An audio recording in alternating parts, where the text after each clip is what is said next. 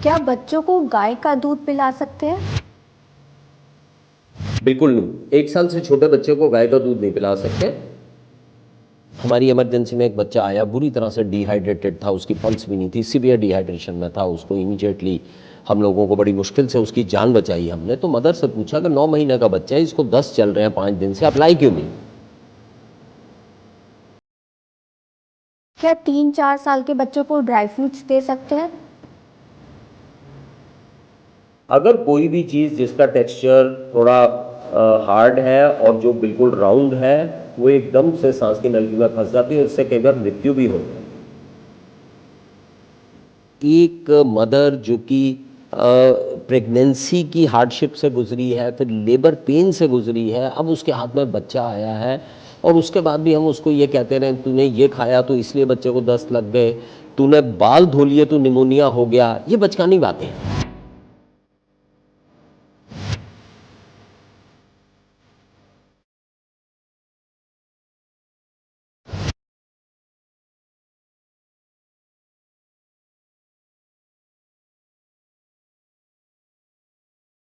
क्या आपके बच्चे को भी तो टीवी या फोन का एडिक्शन नहीं है?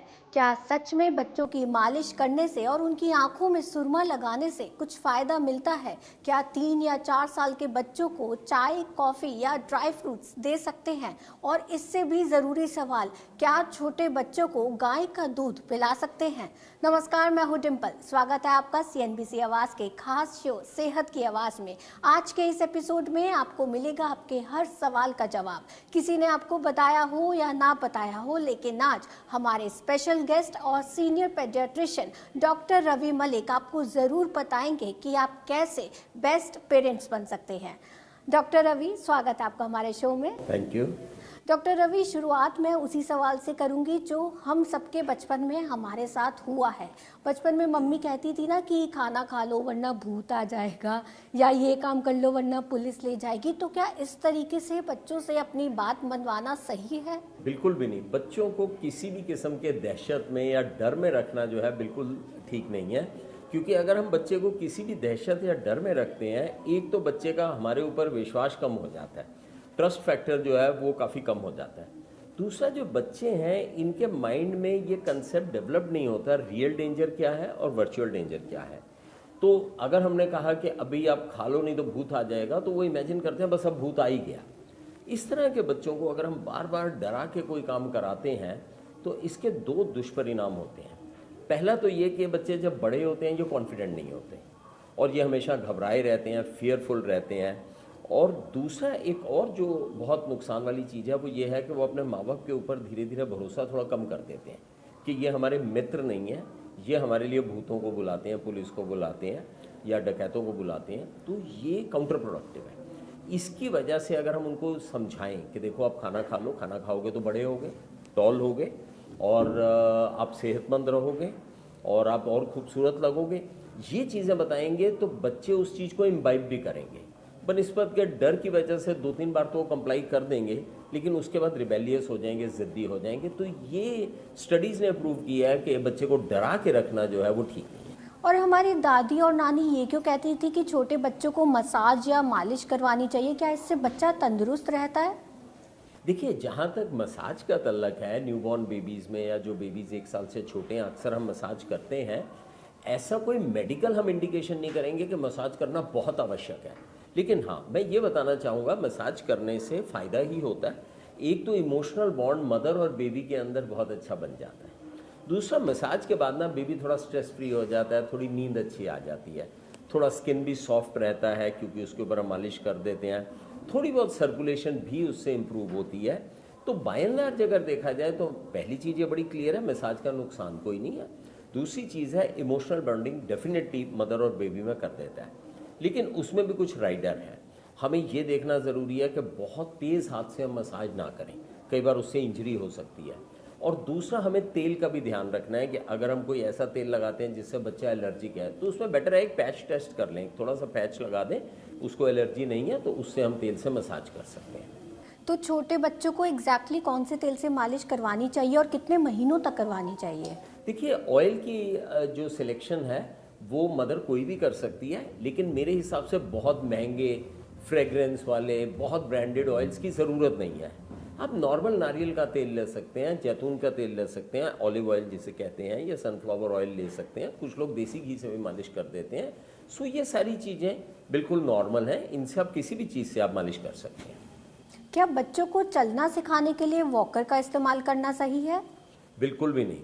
वॉकर बिल्कुल इंडिकेटेड नहीं है। ये देखा गया है कि वॉकर के अंदर बहुत सारे एक्सीडेंट्स होते हैं, और आपको जान के ताज्जुब होगा कि अमेरिका में स्टडी हुई थी 1990 से लेके 2023 के बीच में 33 सालों में लगभग 2.25 लाख बच्चों की वॉकर से ही एक्सीडेंट हुआ है।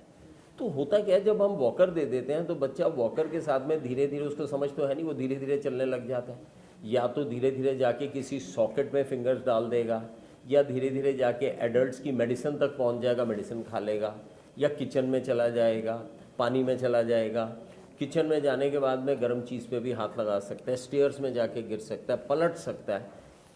कई लोग ये कहते हैं कि हम बच्चे का ध्यान रखेंगे और वॉकर को अपनी सुपरविजन में देते हैं, लेकिन वो भी शायद बहुत ज़्यादा प्रोडक्टिव नहीं है, क्योंकि बाय द टाइम सपोजिंगली बच्चा वॉकर से 10 फुट आपके आगे चला गया और वो पलटने वाला है, तो आप एकदम से कुछ कर भी नहीं पाएंगे। सो बाय एंड लार्ज वॉकर का कोई एडवांटेज भी नहीं है। लोग ये सोचते हैं, तरह तरह की भ्रांतियाँ। अब 2025 में हमें जो पुराने मिथ्स हैं, भ्रांतियाँ हैं, उनको हमें छोड़ देना चाहिए। कई बार मदर्स और ग्रैंड पेरेंट्स ये भी सोचते हैं कि वॉकर में डालेंगे तो जल्दी वॉक करना शुरू कर देगा। बिल्कुल नहीं, ऐसा नहीं होगा। वॉकिंग एक नॉर्मल माइलस्टोन है, जो कि बच्चा जो है वो वॉकर के बिना भी जो है वो चलेगा। इसके अलावा अगर आपने बच्चे की एक्टिविटी के लिए कुछ करना है तो स्टेशनरी स्टेशन ले सकते हैं, कि एक स्टेशन है जिस पे थोड़ी सी रेलिंग बनी हुई है, छोटा सा, उसके ऊपर बच्चा खड़ा हो गया, उसके ऊपर थोड़ी सी टांगे आगे पीछे कर लेता है। But walkers are not indicated. अच्छा, कई पेरेंट्स ना अपने बच्चों को आंखों में सुरमा या काजल भी जरूर लगा के रखते हैं, क्या इससे कुछ फायदा मिलता है? काजल का कोई फ़ायदा नहीं है, और बल्कि हम डॉक्टर्स जो है काजल लगाने को डिस्करेज करते हैं, क्योंकि जब हम काजल लगाते हैं तो एलर्जिक प्रॉब्लम्स भी हो सकती हैं, आँख में इन्फेक्शन भी हो सकती है। बच्चों की आँख वैसे ही बड़ी डेलिकेट होती है, कोई इंजरी भी हो सकती है। सबसे बड़ी चीज़ है, इसका कोई फ़ायदा नहीं है। और बिसाइड्स इसके कि कुछ रिचुअल है कि बच्चे को नज़र ना लग जाए या इस तरह की चीज़ें हैं, लेकिन मेडिकली स्पीकिंग इसका कोई फ़ायदा नहीं है, and it should be discouraged. कोई ऐसी गलती जो आज के टाइम पर ज़्यादातर माँ बाप कर रहे हैं और वो उन्हें बिल्कुल ही नहीं करनी चाहिए? देखिए, गलतियां तो माँ बाप कई करते हैं। सबसे पहली गलती तो माँ बाप ये करते हैं कि उनको एक अच्छा रोल मॉडल बनने की आवश्यकता है। माँ बाप समझाते कुछ हैं, करते कुछ हैं, बच्चा वही करेगा जो वो माँ बाप को करता हुआ देखेगा। सपोजिंगली आप चाहते हैं आपके बच्चे का स्क्रीन टाइम कम हो, लेकिन मदर अगर खुद ही स्क्रीन पे लगी रहेगी तो वो काउंटर प्रोडक्टिव है, उसका कोई फ़ायदा नहीं होगा। तो इस तरह की हमारे को चीज़ें, जो हम बच्चे से बिहेवियर एक्सपेक्ट करते हैं, वो हमें करना चाहिए, माँ बाप को वो करना चाहिए। दूसरी जो माँ बाप अक्सर घरों में गलतियाँ करते हैं, वाद विवाद होना या किसी चीज़ को लेकर टकराव होना हस्बैंड वाइफ में बड़ी नॉर्मल बात है, लेकिन वो बच्चे के सामने नहीं होना चाहिए, क्योंकि अगर बच्चे के लिए माँ बाप उसके भगवान हैं, अगर उसके सामने वो झगड़ा करने लग जाएं या कई बार मार पिटाई करने लग जाएं या एब्यूजिव लैंग्वेज यूज़ करनी शुरू कर दें, गाली गलौज करनी शुरू कर दें, वो बच्चे के ऊपर बहुत ज़्यादा साइड इफ़ेक्ट डालता है इन द लॉन्ग रन। उसकी जो साइकोलॉजी है, देखा गया है जिन घरों में झगड़ा कलेश चलता रहता है, ये बच्चे जब बड़े होते हैं तो ये थोड़े उदास ज़्यादा रहते हैं, ऑब्सेसिव होते हैं, थोड़े डिप्रेसिव रहते हैं और घबराए हुए भी रहते हैं। जबकि हमें चाहिए कि जो भी बच्चा हमारा बड़ा हो वो सक्सेसफुल भी हो, हैप्पी भी हो, पॉजिटिव भी हो और फियरलेस हो। तो ये बड़ा इंपॉर्टेंट है कि माँ बाप को लड़ाई झगड़ा नहीं करना चाहिए। एक और गलती जो माँ बाप करते हैं वो ये है अनहेल्दी कंपैरिजन, कि देखो वो जो बिट्टू है वो क्लास में इतना अच्छा आता है, और वो जो अभिषेक है वो स्पोर्ट्स में इतना अच्छा है, और वो जो पल्लवी है वो पेंटिंग में अच्छी है। अब हर बच्चे की एक अपनी स्ट्रेंथ है। अनहेल्दी कंपैरिजन बच्चों का करना बहुत गलत है। ज़्यादा से ज़्यादा आप ये कंपैरिजन कर सकते हो बच्चे की पास्ट परफॉर्मेंस और अभी की परफॉर्मेंस को लेके। देखो, हाँ, पिछली बार आपके 10 में से 6 नंबर आए, आज आपके 6.5 या 7 आ गए, आप प्रोग्रेस कर रहे हो। एक और बड़ी गलती जो पेरेंट्स करते हैं वो नेगेटिव पेरेंटिंग की करते हैं। हर वक्त टोकना, हर वक्त नेगेटिविटी करना, तूने तो मेरी जान खा रखी है, तूने तो मुझे परेशान बहुत किया है। तो वोकैबुलरी के ऊपर भी कंट्रोल करना बड़ा ज़रूरी है। We should use positive vocabulary. जैसे इंग्लिश में बड़ी अच्छी चीज़ वो कहते हैं, you should catch the child doing something right. आप बच्चे को कुछ अच्छा करते हो उसको पकड़ो, बनिस्बत के हर वक्त उसकी गलतियां पकड़ते रहोगे तो वो भी ठीक नहीं है। तो ये माँ बाप को कुछ चीज़ें हैं जो समझ के चलनी चाहिए। एक और बड़ी इंपॉर्टेंट चीज़ आपको बताऊंगा, माँ बाप ओवर प्रोटेक्शन बहुत करते हैं, हर चीज़ में सामने आ जाते हैं। कुछ तो पेरेंट्स मैंने देखा है कि होमवर्क तक करने लग जाते हैं बच्चों का। तो इतनी ओवर प्रोटेक्शन ठीक नहीं है, क्योंकि इस तरह के जो ओवर प्रोटेक्टेड बच्चे हैं जब वो दुनिया में जाते हैं तो वहाँ पे उन्हें वो ओवर प्रोटेक्शन नहीं मिलती और उनकी स्किल्स डेवलप नहीं हुई होती हैं, तो उनको काफ़ी फ्रस्ट्रेशन होती है। कुछ गलतियाँ जो माँ बाप को नहीं करनी चाहिए, जो कुछ कॉमन गलतियाँ पिछले 30 साल से ज़्यादा वर्षों से मैं पीडियाट्रिक प्रैक्टिस करता हूँ, तो जो मैंने ऑब्जर्व किया है, these are some of the faults of the parents which should be avoided. Doctor Ravi, कई पेरेंट्स ना अपने बच्चों की नींद को लेकर बड़े परेशान रहते हैं। कुछ बच्चे तो सोते ही सिर्फ दिन में और फिर पूरी रात जागते हैं। क्या ये नॉर्मल है? देखिए, सबसे पहली चीज़ बताऊंगा, बच्चे की नींद पूरी होनी बहुत आवश्यक है।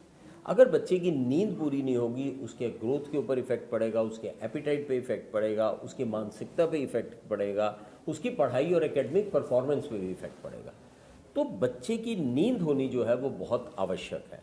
उसके लिए पेरेंट्स जो हैं कुछ चीज़ें कर सकते हैं। अक्सर मैंने देखा है कि माँ बाप जो हैं उसको दिन में 5 घंटे सुला देते हैं। अगर दिन में 5 घंटे सोएगा तो रात को नहीं सोएगा। माँ बाप को भी अपने नींद का टाइम रेगुलेट करना ज़रूरी है। एक फैमिली का नींद का टाइम होना चाहिए कि सब लोग 10:30-11 बजे, जो भी आपका फैमिली का है, सब लोग बत्ती बुझा के, अगर हम एक्सपेक्ट करें बच्चा तो सो जाए और हम रात के 3 बजे तक OTT प्लेटफॉर्म्स या ये सब देखते रहें, वो शायद पॉसिबल नहीं हो पाएगा, क्योंकि बच्चे को डिस्टर्ब स्लीप होती है। आप उसी कमरे में लेटे हैं, उसी में आपने लाइट जला रखी है, तो हमारे को एक स्लीप हाइजीन मेंटेन करनी बड़ी ज़रूरी है। दूसरा, बच्चे को सोने से पहले स्क्रीन टाइम बिल्कुल नहीं दिखाना चाहिए। अगर बच्चा स्क्रीन टाइम में है तो उसको नींद अच्छे से नहीं आएगी। दिन में उसे फिजिकल एक्टिविटी वैसे भी बड़ी ज़रूरी है बच्चे के लिए, लेकिन अगर बच्चे दिन में फिजिकल एक्टिविटी करते हैं तो रात को उन्हें नींद भी बहुत अच्छे से आती है। एक और बहुत इंपॉर्टेंट चीज़ है, अगर आप चाहते हैं आपका बच्चा अच्छे से सोए और सुबह तक सोए, तो आपको एक थर्मो न्यूट्रल टेम्परेचर और एकदम लाइट अंधेरा करके बच्चे को सुलाना चाहिए। और सुलाते वक्त जो है बिल्कुल कूल काम एटमॉस्फेयर होना चाहिए। May be it is a story telling time, mother उसको स्टोरी सुना रही है, उससे कडल कर रही है, उससे दिनचर्या पूछ रही है, उससे बच्चे को नींद आ जाती है और वो फिर बहुत अच्छे से सुबह तक सोता है। सोने का टाइम और जागने का टाइम एक ही होना चाहिए। ऐसा नहीं होना चाहिए कि संडे को बच्चा रात को 4 बजे सो रहा है और सुबह उठ रहा है 12 बजे, तो ये होने से उसकी नींद बड़ी disturb, whether it is a weekday और नॉन वीकडेज। बच्चे के सोने और जागने का टाइम एक रेगुलर होना चाहिए। ये कुछ प्रिकॉशंस लेंगे तो मैं समझता हूँ नींद की प्रॉब्लम बच्चों में रहेगी। पर ज़्यादातर पेरेंट्स की ना ये भी शिकायत रहती है कि उनके बच्चे खाना नहीं खाते हैं, तो ऐसे में क्या करना चाहिए? देखिए, मेरी क्लिनिकल प्रैक्टिस में जो सबसे कॉमन क्वेश्चन मदर्स पूछती हैं वो ये पूछती हैं कि डॉक्टर साहब ये खाना नहीं खाता। ये बहुत कॉमन क्वेश्चन है। मैं इसमें 2-3 चीज़ें आपको बताना चाहूँगा। पहले तो ये है कि अगर आपके बच्चे का वजन ठीक है, हाइट ठीक है और उसके माइलस्टोन्स ठीक हैं, एक्टिव है बच्चा, तो आपको खाने के लिए बहुत ज़्यादा चिंता करने की आवश्यकता नहीं है। This is first thing. Secondly, always keep multiplication factor into consideration. Multiplication factor क्या? अगर बच्चे ने हाफ चपाती खा ली, समझो मदर ने 3 चपाती खा ली। अगर एक बच्चा 10 किलो का है, 12 किलो का है, उसने आधी चपाती खा ली, समझो मदर ने 2.5 चपाती खा ली वेट वाइज, तो हो सकता है वो डाइट बच्चे के लिए सफिशिएंट है, लेकिन मदर की समझ में नहीं आ रही क्योंकि वो मल्टीप्लिकेशन फैक्टर नहीं करती। तीसरी बहुत इंपॉर्टेंट चीज़ है, बच्चे के एपिटाइट को हमें पूरी रिस्पेक्ट देनी चाहिए। हर बच्चे का एक अपना डिफरेंट एपिटाइट होता है, उसको अननेसेसरी प्रेशर फोर्स नहीं करना चाहिए। अगर हम उसको बहुत फोर्स करेंगे, प्रेशर करेंगे, उसे अवर्जन हो जाएगी फूड से। ये भी बड़ा इंपॉर्टेंट है। एक फूड के साथ हेल्दी रिलेशन बनाने के लिए उस पर प्रेशर नहीं होना चाहिए, उसको ब्राइब नहीं करना चाहिए और उसको पनिश नहीं करना चाहिए। ये तीनों चीज़ें बड़ी इंपॉर्टेंट है। अगर आप खाने में प्रेशर डालने लग गए कि अभी 2 चपाती खा के ही उठेगा, या आप उसे ब्राइब करने लग गए कि खाना खा ले तो तुझे खिलौना मिलेगा, या उसे पनिश करने लग गए कि खाना नहीं खा रहा तो चांटा मार दिया, all these things are bad and counterproductive for the child. तो अगर हम ये सारी चीज़ें नहीं करते हैं तो बच्चा प्रेशर में नहीं रहेगा। एपिटाइट जो है वो एक ऐसी चीज़ है, it is very elusive phenomena. उसको जितना हम छोड़ेंगे वो उतना ही अच्छे से चलेगा, लेकिन अगर उसको हम बहुत पकड़ेंगे तो दिक्कत होगी। कई बच्चों की अपनी प्रेफरेंसेस होती हैं, उनकी प्रेफरेंसेस को भी रिस्पेक्ट देनी चाहिए। सो लॉन्ग एज बच्चा हेल्दी खाना खा रहा है, उसकी अपनी प्रेफरेंसेस हैं, तो उसको हमें हेल्दी खाना देना चाहिए उसके स्वादानुसार। तो उसकी एपिटाइट को भी रिस्पेक्ट करें, उसकी प्रेफरेंसेस को भी रिस्पेक्ट करें। एक और बड़ी इंपॉर्टेंट चीज़ है जिससे बच्चे आजकल खाना कम खाते हैं। अगर आप बच्चों को जंक फूड दे देंगे, चॉकलेट्स दे देंगे, चिप्स दे देंगे, इससे भी उनको कैलोरीज मिल जाती हैं और खाने के टाइम पे इनको भूख नहीं लगती है। तो ये सारी चीज़ें जो factors they are more important. लेकिन अगर फिर भी लगता है कि आपके बच्चे के खाना कम है तो आप दो चीज़ें कर सकती हैं जो मैं अपने पेशेंट्स को बताता हूँ। आप 48 घंटे हर चीज़ लिख लीजिए जो बच्चा खाता है और अपने पीडियाट्रिशियन को दिखा दीजिए, वो कैलोरीज और प्रोटीन कैलकुलेट कर लेगा, वो आपको बता देगा सफिशिएंट है कि नहीं है। दूसरा, अगर उसके बावजूद भी लगता है कम खाता है तो फिर हम उसको फिजिकली इवैल्यूएट करते हैं, कुछ टेस्ट कराते हैं कि अंदर कोई फिजिकल प्रॉब्लम तो नहीं है। तो अगर कोई फिजिकल प्रॉब्लम है या कोई बीमारी है तो उसको भी हम एड्रेस कर सकते हैं। ज़्यादातर बच्चे आज के टाइम पे टीवी के बिना खाना नहीं खाते हैं और पेरेंट्स भी इसे सही मानते हैं कि अगर टीवी या फ़ोन देखने देंगे तो कम से कम शांति से बैठकर खाना तो खा लेगा। तो इस पर आपकी कोई सलाह? ये बहुत गलत धारणा है पेरेंट्स की कि टीवी खिला के या स्क्रीन सामने रख के हम खिलाएंगे। इसके भी नुकसान होते हैं। पहला नुकसान तो ये होता है कि बच्चे को माइंडफुल ईटिंग नहीं होती है, उसको उस खाने में उतना मज़ा नहीं आ रहा होता क्योंकि वो डिस्ट्रैक्टेड है, वो देख कहीं और रहा है और खाना यहाँ पे ले रहा है, ना तो उसका स्वाद ले रहा है, ना माइंडफुल ईटिंग है। माइंडफुल ईटिंग नहीं होती तो कई बार क्या होता है, ओवर फीडिंग हो जाती है। बच्चे को प्रोग्राम इंटरेस्टिंग लग रहा है, वो बिना सोचे समझे खाए जा रहा है, ओबेसिटी हो जाती है। आजकल ऑलमोस्ट 20 से 25% बच्चे जो है वो ओवरवेट हैं। तो ये बहुत ज़रूरी है हमारे को देखना कि ओबेसिटी ना हो जाए, बच्चे को मोटापा ना आ जाए। तो ये बड़ी इंपॉर्टेंट चीज़ है। दूसरा ये है, जब स्क्रीन टाइम दिखाते हैं तो कई बार अंडर फीडिंग भी हो सकती है। तो स्क्रीन जो है सोने के टाइम और खाने के टाइम पे बच्चे को बिल्कुल नहीं दिखानी चाहिए। डॉक्टर रवि, कई सेलिब्रिटीज़ को हमने ये कहते हुए सुना है और सोशल मीडिया पर भी बहुत वायरल हो रहा है कि बच्चों को 1 या 2 साल तक चीनी बिल्कुल नहीं देनी चाहिए। ऐसा क्यों? ये बिल्कुल स्टडीज़ हुई हैं कि बच्चे को 2 साल तक हमें एडिड शुगर नहीं देनी चाहिए। एडिड शुगर इसलिए नहीं देनी चाहिए क्योंकि अगर इस एज में हम बच्चे को शुगर का टेस्ट डालेंगे तो बच्चा बाकी चीज़ें जैसे नट्स हैं, लेग्यूम्स हैं, पल्सेस हैं, वो नहीं खाएगा। क्यों? क्योंकि उसका अगर शुगरी टेस्ट हो गया, शुगरी पैलेट हो गया, तो वो ये चीज़ों को अवॉइड करेगा, हर चीज़ में शुगर देखेगा। और दूसरा ये भी स्टडीज़ में देखा गया है, अगर हम 2 साल तक बच्चे को शुगर नहीं देते हैं तो बाद में डायबिटीज़ होने के, ओबेसिटी होने के, इनके चांसेस थोड़े कम रहते हैं। तो फाउंडेशन पे हमारे को, बच्चे की फाउंडेशन को हमें स्ट्रॉन्ग बनाने के लिए इट इज़ बेटर कि हम 2 साल तक शुगर ना दें और 1 साल तक सॉल्ट ना दें। और भी 2-3 चीज़ें बड़ी इंपॉर्टेंट हैं कि 1 साल तक आप उसको फ्रूट जूसेस भी ना दें। आप हाई कैलोरिक फ्रूट्स नहीं दे सकते 1 साल तक। हाई कैलोरिक में मैंगो आ गया जैसे, या पोमीग्रेनेट आ गया, ये चीज़ें नहीं। लेकिन आप बाकी सब फ्रूट्स उसको दे सकते हैं। स्ट्यूड एप्पल दे सकते हैं, नाशपाती दे सकते हैं, ये सब चीज़ें आप उसको खिला सकते हैं, लेकिन फ्रूट की फॉर्म में, not in the form of juices, क्योंकि जूसेस में भी शुगर होती है, डायरेक्ट शुगर जाती है। वैसे भी देखा जाए तो हमें एडिड शुगर की हम बात कर रहे हैं। शुगर तो हर चीज़ में होती है, शुगर तो बहुत सारी चीज़ों में शुगर होती है, लेकिन उसको तो हम निकाल नहीं सकते। लेकिन एडिड शुगर हमें, जिसको टेबल शुगर कहते हैं, वो नहीं देनी चाहिए बच्चे को। अभी आपने जिक्र किया कि 1 साल तक छोटे बच्चों को नमक नहीं देना चाहिए। ये नमक लेने से बच्चों की बॉडी पर क्या असर पड़ता है? बच्चों की किडनीज थोड़ी इमेच्योर होती है to handle with sodium load. अब नमक अगर हम बच्चे को नहीं दे रहे हैं तो इससे कोई फर्क नहीं पड़ने वाला है, क्योंकि सोडियम तो हर चीज़ में होता है।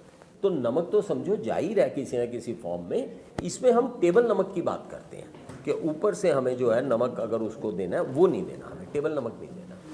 क्या बच्चों को गाय का दूध पिला सकते हैं? बिल्कुल नहीं। 1 साल से छोटे बच्चे को गाय का दूध नहीं पिला सकते।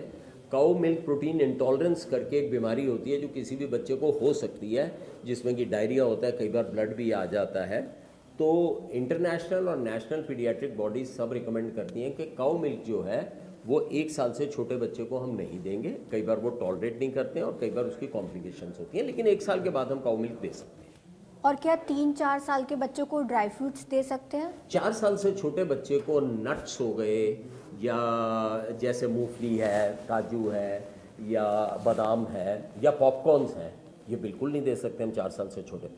मेरा अपना पीडियाट्रिक प्रैक्टिस का ये तजुर्बा है कि लगभग हर महीने या 2 महीने के बाद हमारी इमरजेंसी में एक आध बच्चा ज़रूर आता है चोक करके, जिसमें कि नट फंस जाती है। तो अगर बच्चा 4 साल से छोटा है, वो च्यू तो कर नहीं पाता ढंग से, तो क्योंकि वो च्यू अच्छे से नहीं करता तो कई बार ये नट एस्पिरेट कर जाता है और सांस की नलकी में फंस जाती है।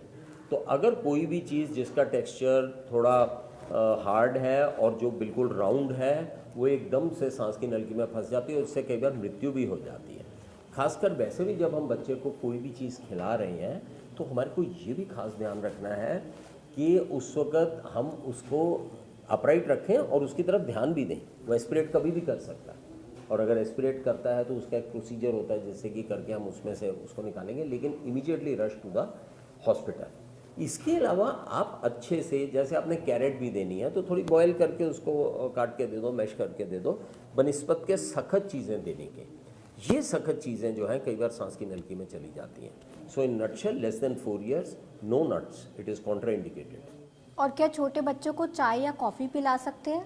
हमारी इंडियन एकेडमी ऑफ पीडियाट्रिक्स कहती है कि 5 साल से छोटे बच्चे को हम लोगों को चाय कॉफ़ी नहीं देनी चाहिए। क्यों? क्योंकि इससे इनअटेंशन होती है, इरिटेबिलिटी हो जाती है, कई बार गैस्ट्राइटिस होता है। तो 5 साल से छोटे बच्चे को चाय और कॉफ़ी नहीं देनी चाहिए, बल्कि अमेरिकन एकेडमी ऑफ पीडियाट्रिक्स तो 12 साल तक चाय और कॉफ़ी के लिए रिस्ट्रिक्शन लगा दी है बच्चों के अंदर। तो ये कुछ प्रिकॉशंस हैं, क्योंकि आज की तारीख में हम 2025 में बैठे हैं, तो जितनी पुरानी धारणाएं हैं, जितने पुराने जो हमारी नई साइंटिफिक रिसर्च कहती है, हमें बच्चों को अब उसी तरह से पालना चाहिए। कई लोग ऐसे मानते हैं कि छोटे बच्चों को निमोनिया या जॉन्डिस होता ही है, ऐसा क्यों? देखिए, जॉन्डिस छोटे बच्चों को होता है। जितने बच्चे नवजात शिशु हैं, न्यूबॉर्न बेबीज हैं, ऑलमोस्ट 60% को जॉन्डिस होता है, जिसको हम फिजियोलॉजिकल जॉन्डिस कहते हैं। होता क्या है कि जब बच्चा पैदा होता है तो उसका हीमोग्लोबिन बहुत ज़्यादा होता है, तो आरबीसीज जो है वो डिसइंटीग्रेट करते हैं। बिलीरुबिन यानी कि जो पीलिया है उसकी प्रोडक्शन ज़्यादा होती है, एक तरफ प्रोडक्शन ज़्यादा होती है और दूसरी तरफ लिवर इमेच्योर होता है जो बिलीरुबिन को निकाल नहीं पाता, तो जॉन्डिस हो जाता है। बड़ी स्वाभाविक सी बात है, जिसको हम फिजियोलॉजिकल जॉन्डिस कहते हैं। 60% बच्चों में होता है। लेकिन इसमें हमको नज़र रखनी होती है, कई बार जॉन्डिस तेज़ी से भी बढ़ता है तो हम उसको फोटोथेरेपी देके कंट्रोल में कर लेते हैं, क्योंकि एक लिमिट से ज़्यादा अगर जॉन्डिस बढ़ेगा तो एक बीमारी होती है कर्निक्टरस जिसे कहते हैं, जिसमें कि ये बिलीरुबिन जो है वो दिमाग पे जम जाता है और बच्चे के माइलस्टोन्स और उसके ऊपर असर करता है, दिमाग के ऊपर डेफिनेटली एडवर्स इफेक्ट करता है। तो इसलिए जो जॉन्डिस है वो बहुत कॉमन है, लेकिन उस पर नज़र रखनी ज़रूरी है ड्यूरिंग न्यूबॉर्न पीरियड। सर, ये जॉन्डिस और सनलाइट का क्या कनेक्शन है? देखिए, अक्सर ये धारणा होती है कि जो न्यूबॉर्न पीरियड में जॉन्डिस होता है, अगर उसको हम सनलाइट देंगे तो वो जॉन्डिस जो है उससे ठीक हो जाएगा। आम तौर पे जो क्लिनिकल जॉन्डिस होता है वो या तो अपने आप चला जाता है या उसमें हमें फोटोथेरेपी देनी होती है। सनलाइट का बहुत ज़्यादा रोल इसमें नहीं होता। तो जब भी न्यूबॉर्न जॉन्डिस होता है वो आम तौर पे, जिसको हम फिजियोलॉजिकल जॉन्डिस, फिजियोलॉजिकल मतलब नॉर्मल जॉन्डिस है, ये वो जनरली 90% में बिना किसी दिक्कत के अपने आप चला जाता है। लेकिन अगर वो नहीं जाता तो हमारे को फोटोथेरेपी देनी पड़ती है।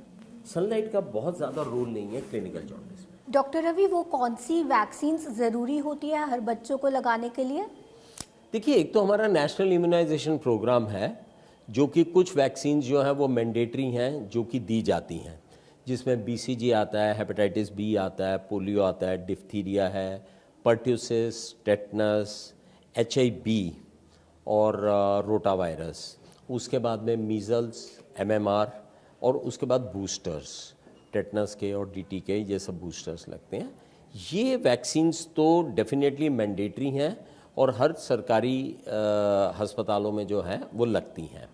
लेकिन 4 या 5 कुछ ऐसी वैक्सीन्स हैं जो ऑप्शनल हैं, लेकिन ये आप अपने डॉक्टर से डिस्कस कर सकते हैं और ये भी कायदे से ज़रूरी होती हैं, लेकिन वो आप अपने डॉक्टर से डिस्कस करके, हर बच्चे के बारे में डिस्कस करके आप लगवा सकते हैं, जैसे typhoid, hepatitis A, chicken pox, influenza और मेनिंजाइटिस।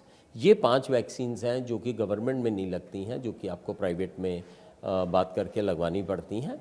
तो डिपेंडिंग अपॉन आपके वहाँ की एपिडेमियोलॉजी क्या है, आपके शहर में कौन सी बीमारी ज़्यादा है, उसके हिसाब से डॉक्टर से डिस्कस करके आप लगवा सकते हैं।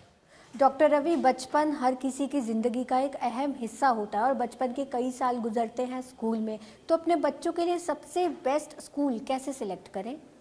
देखिए, स्कूल सिलेक्ट करने के लिए सबसे पहली तो ये चीज़ है कि आपको ये देखना बड़ा ज़रूरी है कि किस तरह के आप बोर्ड में स्कूल को डालना चाहते हो। CBSE है या आईवी लीग, कौन से वाले आप बोर्ड में आप उसको डालना चाहते हैं। नंबर 1 तो ये है। दूसरा ये है, स्कूल जो है पास होना चाहिए, क्योंकि मेट्रो सिटीज़ में इतना ट्रैफिक है, बच्चा दोपहर में आता है, कई बार हीट स्ट्रोक होती है, गर्मी बहुत होती है, तो स्कूल पास होना चाहिए। कोई बच्चे को प्रॉब्लम भी हो तो पेरेंट्स को एक्सेसिबल होना चाहिए। ये सेकंड क्राइटेरिया बड़ा ज़रूरी है। तीसरा, स्कूल के फाउंडर्स और स्कूल की सोच क्या है, ये बड़ी इंपॉर्टेंट चीज़ है।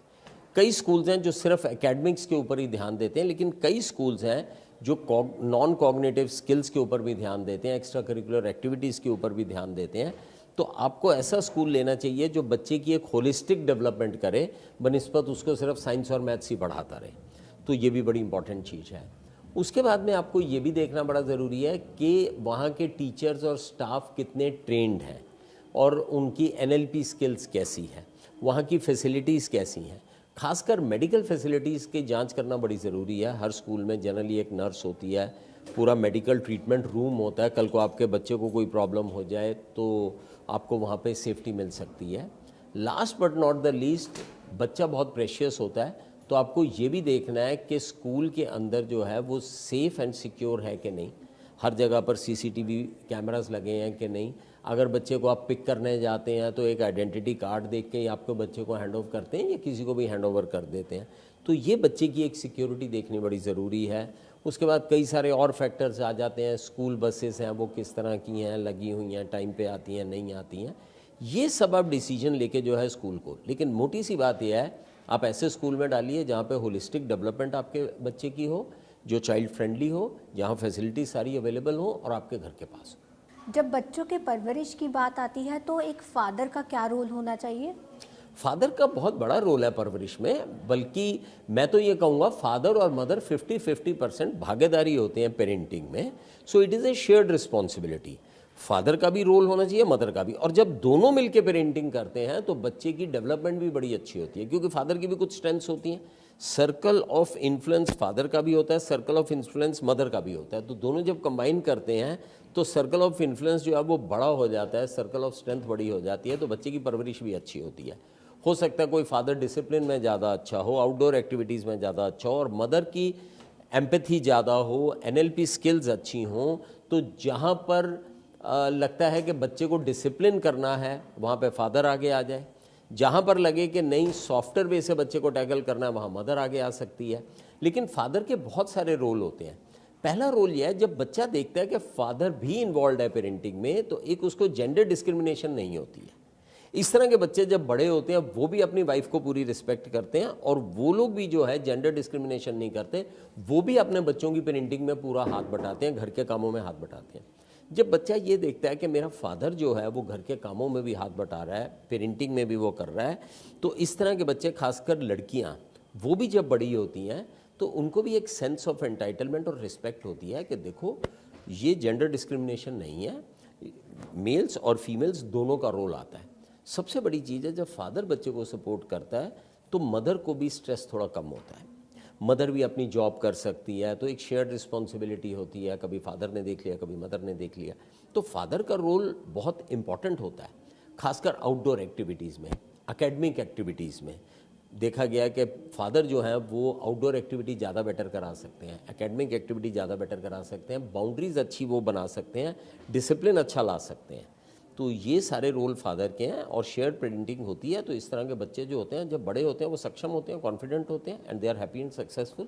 सर, आजकल सोशल मीडिया का ज़माना है। कई पेरेंट्स अपने 3-4 साल के बच्चों का भी फेसबुक और इंस्टाग्राम पर अकाउंट बना देते हैं। क्या ये सही है? देखिए, सोशल मीडिया का ज़माना है, और मैं सोचता हूँ कि बच्चों को जितना सोशल मीडिया से दूर रखेंगे, अगर 3 साल के बच्चे का हम अकाउंट बनाएंगे उसकी पिक्चर्स, तो बच्चा भी हर वक्त स्क्रीन पे लगा रहेगा। तो इट इज़ बेटर कि हम बच्चे को टेक्नोलॉजी के साथ में जो उसका टाकरा है वो थोड़ा लेट करें तो ज़्यादा बेटर है। क्योंकि स्क्रीन टाइम, अब जैसे स्क्रीन टाइम की बात करें तो 2 साल के बच्चे का 0 होना चाहिए स्क्रीन टाइम, उसको हमें स्क्रीन दिखा ही नहीं सकते। और 2 साल के बाद जो है ज़्यादा से ज़्यादा 1 से 2 घंटे का स्क्रीन टाइम होना चाहिए, which includes all kind of screens, चाहे वो कंप्यूटर गेम है, चाहे वो टीवी है, चाहे वो मोबाइल है, चाहे आईपैड है। सारी स्क्रीन्स का जो टाइम है that should not be more than 1 to 2 hours। तो ये स्क्रीन टाइम को कंट्रोल करना बड़ा ज़रूरी है, और बच्चों को सोशल मीडिया से की इंट्रोडक्शन थोड़ी लेट हो लाइफ में तो वो ज़्यादा बेटर होता है। क्योंकि बच्चा रियलिटी समझ नहीं सकता, कोई ऐसा भी देखा गया, अभी एक कानपुर का इंसिडेंस हुआ था कि 8 साल के बच्चे ने चादर बांधी और छत से कूद गया कि मैं तो सुपरमैन हूँ, मैं गिरूंगा नहीं। क्योंकि बच्चा वर्चुअल और रियलिटी को डिस्टिंग्विश नहीं कर सकता। वो ठीक है, बच्चे को थोड़ी चोट लगी लेकिन चाइल्ड वाज सेव्ड। लेकिन इस इंसिडेंट से हमें ये पता चलता है कि बच्चे को जो भी प्रोग्राम दिखाएं वो अपनी सुपरविजन में दिखाएं। क्योंकि बच्चा ये समझ नहीं पाता एग्रेसिव प्रोग्राम्स हैं, कोई एडल्ट साइड पे प्रोग्राम ना देख ले। ये सब चीज़ें देखनी बड़ी ज़रूरी हैं। सर, जब पेरेंटिंग की बात आती है ना, तो कई माँ बाप ना पहले से ही सोच लेते हैं कि मदर स्ट्रिक्ट रहेगी और फादर लीनियंट रहेंगे, या फादर स्ट्रिक्ट रहेंगे और मदर लीनियंट रहेगी। क्या ये तरीका सही है? देखो, गुड कॉप बैड कॉप वाला तरीका भी ठीक रहता है, लेकिन जब भी हम बच्चे की पेरेंटिंग करते हैं तो एक चीज़ बड़ी क्लियर होनी चाहिए, चाहे मदर है, फादर हैं, और जॉइंट फैमिलीज में चाहे दादा दादी हैं, इन सबको कंसिस्टेंटली एक ही रिस्पॉन्स आना चाहिए बच्चे के एक बिहेवियर का। अगर ग्लास टूटा है, ये नहीं है दादा दादी हंस रहे हैं और उसको इनकरेज कर रहे हैं और माँ थप्पड़ मार रही है। So it is very important, नहीं तो बच्चा कंफ्यूज रहेगा हर वक्त। तो चाहे माँ बाप हैं, चाहे दादा दादी हैं, चाहे जॉइंट फैमिली है, चाहे न्यूक्लियर फैमिली है, बच्चे को एक ही रिस्पॉन्स मिलना चाहिए, उसे कन्फ्यूजिंग रिस्पॉन्स नहीं मिलना चाहिए। एक चीज़ पे हम उसकी तारीफ़ कर रहे हैं और एक चीज़ पे हम उसको डांट रहे हैं, इससे बच्चा कंफ्यूज रहेगा, उसकी फाउंडेशन जो है वो वीक रहेगी और उसकी जो आइडेंटिटी है वो प्रॉपर फॉर्म नहीं हो पाएगी। सर, कई लोग ना प्राउड फील करते हैं कि हमने तो अपने बचपन में इतनी मार खाई है, और आजकल के बच्चों को अगर ज़रा सा डांट भी दो तो रोने लग जाते हैं। इसके पीछे का कारण क्या है? देखो, जो लेटेस्ट रिसर्च है वो कहती है पनिशमेंट बिल्कुल नहीं देनी चाहिए, कॉर्पोरल पनिशमेंट बिल्कुल नहीं होनी चाहिए। बच्चे को डिसिप्लिन करो, वो बात ठीक है, लेकिन आप उसको मारना पीटना बिल्कुल नहीं कर सकते। लॉजिकली, एथिकली, लीगली ये बहुत गलत चीज़ है, इसके हमें बिल्कुल खिलाफ होना चाहिए। और ये देखा गया, जिन बच्चों को रेगुलर मार पीट के हम बड़ा करते हैं वो बच्चे बाद में रिबेलियस हो जाते हैं, जिद्दी हो जाते हैं और थोड़ा इनसिक्योर भी फील करते हैं। जिन बच्चों को रेगुलर मार पड़ती है तो उनके मन में एक धारणा आ जाती है, जो एक वर्ल्ड का व्यू उनके दिमाग में आता है, वो ये आता है कि this world is not a safe place, it is not a secure place. तो जब वो बड़े होते हैं और दुनिया में जाते हैं तो वहाँ पर वो देखते हैं, वो हर जगह पर एग्रेशन ही ढूंढ रहे होते हैं और डरे डरे रहते हैं, सहमे सहमे रहते हैं, फियरफुल रहते हैं। उनके लोगों के साथ में अक्सर झगड़े भी होते हैं, प्रॉब्लम सॉल्विंग स्किल्स उनकी अच्छी नहीं होती हैं और डिसीजन मेकिंग स्किल्स भी थोड़ी वीक होती हैं। तो इस तरह के बच्चों को जिनको मारना पीटना हम करते हैं, ये स्टडीज़ हुई हैं, ये सिर्फ ये नहीं है कि मैं अपने तजुर्बे से बता रहा हूँ बच्चों के, ये स्टडीज़ हुई हैं जिसमें ये देखा गया है कि punishment should not be given. At the most आप ये कर सकते हैं, अगर बच्चे को डिसिप्लिन करना है तो मुस्कुरा के कह दो। अगर बच्चे को सपोजिंगली शाम को वो कोई एक स्नैक्स लेता है या शाम को कार्टून नेटवर्क देखता है या शाम को प्ले एरिया में जाता है जो उसे बहुत अच्छा लगता है, आप उसको विड्रॉ कर लो मुस्कुराते हुए। That is the best way to discipline the child, rather than कि आप उसको चिल्लाओ और उसको येल करो और उसके ऊपर मार पिटाई करो। That should not be done. Doctor Ravi, वो कहते हैं ना कि आजकल के बच्चे बहुत तेज़ हैं, उन्हें हर चीज़ के बारे में पहले से ही पता होता है, लेकिन आज भी कई बच्चों में कॉन्फिडेंस की कमी है। तो बच्चों का कॉन्फिडेंस कैसे बूस्ट करें? देखिए, बच्चों का कॉन्फिडेंस बूस्ट करने के लिए सबसे पहली चीज़ है पॉजिटिव पेरेंटिंग। बच्चों को टोका टाकी कम कीजिए। डेफिनेटली जहाँ पर बच्चा गलत काम कर रहा है वहाँ पे हमने उसको टोकना है, जहाँ पे वो अपनी बाउंड्री से बाहर जाना है उसको टोकना है। दूसरे बच्चे को मार रहा है, पीट रहा है, गालियाँ दे रहा है या टीवी के ऊपर उठा के पत्थर फेंक रहा है, डेफिनेटली वहाँ पे हमारे को बच्चे को टोकना चाहिए। लेकिन मोस्ट छोटी छोटी चीज़ों पर हमें बच्चे को टोका टाकी कम करनी चाहिए। टकराव की स्थिति माँ बच्चे में या बाप और बच्चे के अंदर बहुत कम होनी चाहिए। दूसरा, घर का एटमॉस्फेयर बड़ा कंजीनियल होना चाहिए, बड़ा लविंग अफेक्शनेट टाइप का। कोई बहुत चिल्ला चाली नहीं कर रहा, कोई बहुत गाली गलोच नहीं कर रहा, मार पिटाई नहीं हो रही हस्बैंड वाइफ के बीच में। जब इस तरह का एटमॉस्फेयर होता है तो इस तरह के बच्चे भी बड़े कॉन्फिडेंट निकलते हैं। पेरेंट्स और बच्चे के बीच में एक डेमोक्रेटिक रिलेशन होना चाहिए। डेमोक्रेटिक रिलेशन जिसको हम अथॉरिटेटिव पेरेंटिंग कहते हैं, इसमें क्या होता है कि बच्चे की भी सुनी जाती है और माँ बाप की भी सुनी जाती है, तो दोनों मिलके इकट्ठे डिसीजन लेते हैं। तो ये देखा गया है कि जब बच्चे और माँ बाप दोनों मिलके डिसीजन लेते हैं तो ऐसे बच्चे बड़े कॉन्फिडेंट होते हैं, क्योंकि उनकी डिसीजन मेकिंग एबिलिटी बहुत ज़्यादा बढ़ जाती है। तो माँ बाप जो है, दूसरा एक अनकंडीशनल लव देना चाहिए पेरेंट्स को। ये नहीं कि तू फेल हो गया तो घर में मुंह सुजा दिया, और अगर वो हो गया तो irrespective of the performance of the child हमारे को उसको एक अनकंडीशनल लव देना बड़ा ज़रूरी है। Last but not the least, जब तक बच्चे को हम कॉम्पिटेंट नहीं बनाएंगे, कॉन्फिडेंस खोखला रहेगा। तो उसे कॉम्पिटेंट बनाइए, उसको एकेडमिक्स में अच्छा कीजिए, उसको कुछ ऐसी स्किल्स डेवलप कीजिए करिए जिससे कि बच्चे का कॉन्फिडेंस बढ़े। जैसे सिंगिंग है, ड्राइंग है, पेंटिंग्स हैं और स्टेज परफॉर्मेंसेस हैं। जब बच्चे ये करते हैं तो उनका कॉन्फिडेंस अपने आप बढ़ता है। तो उनकी ये स्किल डेवलपमेंट भी करनी बड़ी ज़रूरी है। म्यूज़िक की स्किल, डिपेंडिंग अपॉन किस बच्चे का किस तरफ इंटरेस्ट है, म्यूज़िक है, पेंटिंग है, बहुत सारी चीज़ें हैं। तो उसकी हमको, बल्कि अभी आज ही सुबह मेरे को एक पेशेंट मिला जो कि वो कहते हैं ये योगा के इंटरनेशनल कंपटीशन में जा रही है, योगा के कॉम्पिटिशन्स होते हैं, ताइक्वांडो के कॉम्पिटिशन्स होते हैं, तो आप उसकी स्किल भी डेवलप कीजिए डिपेंडिंग अपॉन उसका क्या क्रिकेट में रुचि है वो खिलाइए, और साथ में उसको एकेडमिकली साउंड करिए। उससे क्या है कि बच्चे का अपने आप confidence will not come without competence, तो कॉम्पिटेंस होनी बड़ी ज़रूरी है। डॉक्टर रवि, आपको 30 सालों का एक्सपीरियंस है, इतने टाइम में कोई ऐसा मिथ जो आपने सुना हो कि पेरेंट्स अंधविश्वास में आकर अपने बच्चों के साथ ये काम कर रहे थे और वो उन्हें नहीं करना चाहिए? डेफिनेटली मेरे अगर पीडियाट्रिक कैरियर की बात की जाए which spans two more than 30 years now, बहुत सारे पेरेंट्स के मिथ्स हैं जिनको कि हम क्लिनिक में तोड़ने की कोशिश करते हैं, लेकिन वो कई बार नहीं टूटते हैं। आपके माध्यम से मैं बताना चाहूँगा जो बहुत इम्पॉर्टेंट हैं, और आज 2025 में हमें इन मिथ्स को तोड़ देना चाहिए, क्योंकि अगर हम अपने बच्चों का फ्यूचर अच्छा चाहते हैं तो हमारे को कुछ जो गलत कल्चरल प्रैक्टिसेस हैं उनको रोक देना चाहिए। जैसे टीदिंग से डायरिया होता है। अभी हफ्ता पहले ही हमारी इमरजेंसी में एक बच्चा आया, बुरी तरह से डिहाइड्रेटेड था, उसकी पल्स भी नहीं थी, सीवियर डिहाइड्रेशन में था। उसको इमीडिएटली हम लोगों को बड़ी मुश्किल से उसकी जान बचाई हमने। तो मदर से पूछा कि 9 महीने का बच्चा है, इसको 10 चल रहे हैं 5 दिन से, आप लाई क्यों नहीं? तो उसने कहा डॉक्टर साहब ये दांतों के मैं समझ के दांतों के दस्त हैं ये समझ के मैंने इसका इलाज नहीं कराया। एंड द चाइल्ड केम इन अगर वो हमारे पास में और आधा घंटा लेट आता तो शायद हम भी कुछ ना कर पाते। तो ये मिथ तोड़ देना चाहिए, दांतों से दस्त नहीं होते, दांतों की वजह से डायरेक्टली दस्त नहीं होते। वो बात अलग है कि जिन दिनों में दांत आ रहे होते हैं, बच्चा हाथ मुंह में ले जाता रहता है, गंदी चीज़ें खाता है, तो उससे इन्फेक्शन से दस्त होते हैं। दांत पर से will not lead to any high fever भी दांतों से नहीं होता। तो ये मिथ हमारे को तोड़ना बड़ा ज़रूरी है, क्योंकि ये बच्चों को खतरे में डाल देते हैं। दूसरा, जब भी किसी बच्चे के शरीर में दाने आते हैं उसको घर में ही हम डायग्नोज कर लेते हैं कि ये माता आ गई है, ये मीज़ल्स है या चिकन पॉक्स है, और उसको कंबल बम्बल में डाल देते हैं और उसको डॉक्टर के पास नहीं ले जाते। कई बार मैंने बच्चे ऐसे देखे हैं जो मेरे पास सिक हालत में आते हैं कि जी चिकन पॉक्स 9 दिन पहले हुआ था और हमने ना उसका इलाज किया ना कुछ किया, और उसको हम पूजा करते रहे, पाठ करते रहे।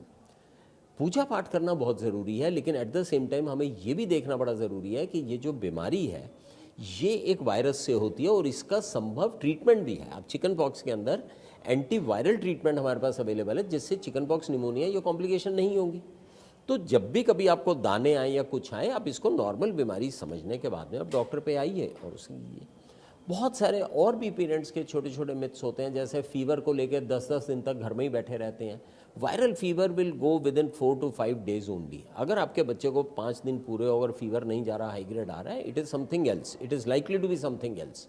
तो वो भी आप तुरंत उसकी जांच कराएं और उसको वो देखें। तो ये छोटी छोटी चीज़ें बहुत सारी हैं जो कि हम लोगों को अब, क्योंकि एक और बहुत इंपॉर्टेंट चीज़ है कि जब मदर को डिलीवरी के बाद हम लोग ब्लेम करना शुरू कर देते हैं।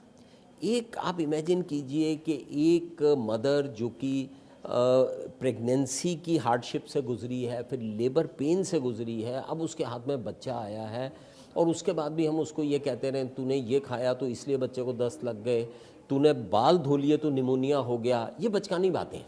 बाल धोने से निमोनिया नहीं होता, निमोनिया कीटाणु से होता है। सो ये सारी चीज़ें भी हमें हटा देनी चाहिए और मदर के ऊपर जो ब्लेम फैक्टर्स हैं वो मिनिमम कर देने चाहिए, क्योंकि उस स्टेज पे मदर को भी सपोर्ट की ज़रूरत है। वो सपोर्ट अगर मदर को देंगे तो इन द लॉन्ग रन बच्चे की परवरिश अच्छी होगी और बच्चे की बाद में साइकोलॉजी और हेल्थ अच्छी रहेगी। तो ये भी मैंने देखा है कि बहुत सारी चीज़ें होती हैं। हल्दी बंद कर दे, बच्चे को जॉन्डिस हो गया, हल्दी का जॉन्डिस से कोई लेना देना नहीं है।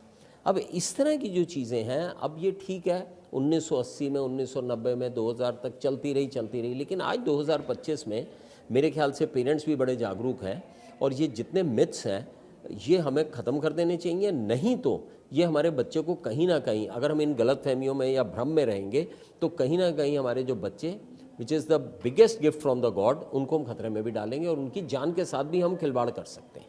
डॉक्टर रवि, चलते चलते एक आखिरी सवाल, सबसे बेस्ट पेरेंट्स कैसे बने?